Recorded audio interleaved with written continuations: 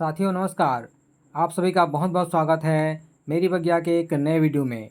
आज हम बात करने वाले हैं सुंदर से पुष्प मोगरा के संदर्भ में। मोगरा बहुत ही सुंदर और बहुत ही सुगंधित पुष्प है। इसी कारण से स्त्रियां इस पुष्प के गजरे बनाती हैं और अपने बालों का श्रृंगार करती हैं। मोगरा के पुष्प ग्रीष्म ऋतु और वर्षा ऋतु में ढेर सारे पुष्प खिलते हैं। आप देख सकते हैं वर्षा ऋतु में ढेर सारे पुष्प खिले हुए हैं। शीत ऋतु के अलावा इसमें वर्ष भर पुष्प आते रहते हैं। यदि आपके मोगरे के पौधे में पुष्प नहीं आ रहे हैं या बहुत कम पुष्प खिल रहे हैं, यदि आप ज़्यादा से ज़्यादा पुष्प प्राप्त करना चाहते हैं तो आज हम इस वीडियो में कुछ ऐसे बेहतरीन टिप्स बताने वाले हैं जिससे अपनाकर आप अधिक से अधिक पुष्प प्राप्त कर सकते हैं। तो चलिए बिना देरी के वीडियो शुरू करते हैं। मोगरा के पौधे में ढेर सारे पुष्प प्राप्त करने के लिए 5 बेहतरीन टिप्स में से सर्वप्रथम है सूर्य का प्रकाश, फुल सनलाइट। मोगरा एक उष्णकटिबंधीय पौधा है। इसे ऐसे स्थान पर लगाना चाहिए जहां इसे पर्याप्त मात्रा में अधिक समय तक सूर्य का प्रकाश मिलता रहे। इस पौधे को 6 से 7 घंटे की सूर्य प्रकाश की आवश्यकता होती है।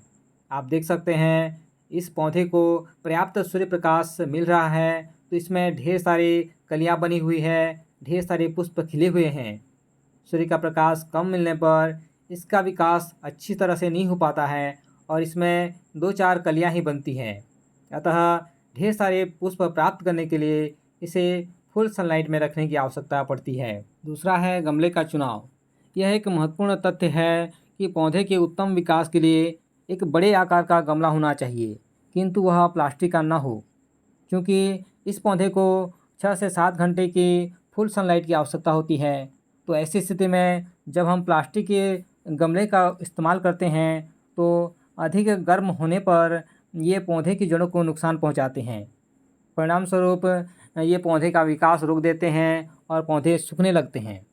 इसी कारण से इस पौधे को मिट्टी के गमले या सीमेंट के गमले में लगाना चाहिए। जब हमारे पौधे के जड़ उत्तम रूप से विकसित होंगे तो इसमें पौधे का विकास भी अच्छे ढंग से होगा और इसमें नई शाखाएं आएंगी, उसमें ढेर सारे पुष्प खिलेंगे। तीसरा है भरपूर खाद का प्रयोग। मोगरा के पौधे को बहुत अधिक खाद की आवश्यकता पड़ती है। अतः इस पौधे को लगाते समय इसके लिए पॉटिंग मिक्स इस प्रकार तैयार करें।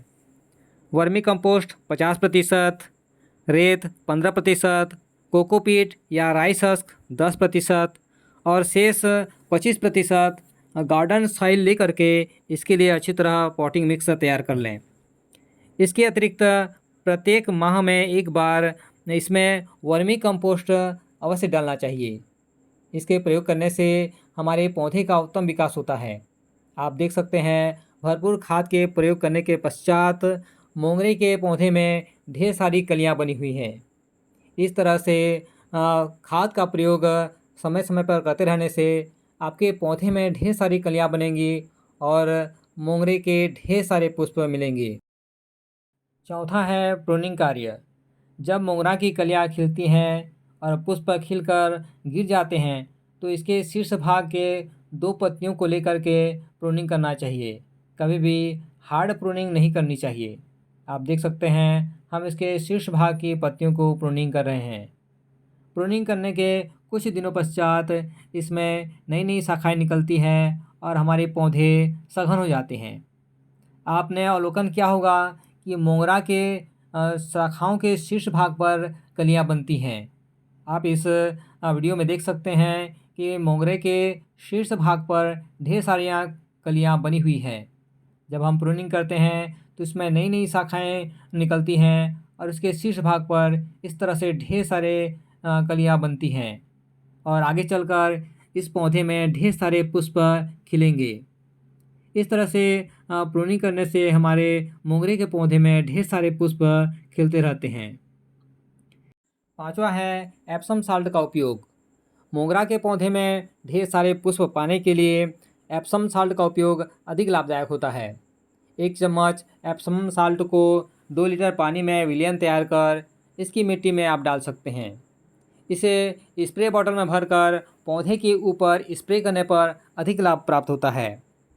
एप्सम साल्ट का उपयोग करने के मात्र 15 दिवस के पश्चात इसके परिणाम दृष्टिगत होते हैं। इसके उपयोग करने से मोंगरे में ढेर सारी कलियां बनती हैं और इसमें ढेर सारे पुष्प खिलते रहते हैं। मैंने केवल वर्मी कंपोस्ट का ही प्रयोग किया हुआ है। आप अपनी इच्छानुसार एप्सम साल्ट का उपयोग कर सकते हैं। इस तरह से इन महत्वपूर्ण टिप्स का उपयोग कर आप भी अपनी बगिया में मोगरे के पौधे में ढेर सारे पुष्प प्राप्त कर सकते हैं और अपनी बगिया को सुंदर, मनमोहक और सुगंधित बना सकते हैं। वीडियो को अंत तक देखने के लिए बहुत बहुत धन्यवाद। आभार, नमस्कार, हैप्पी गार्डनिंग।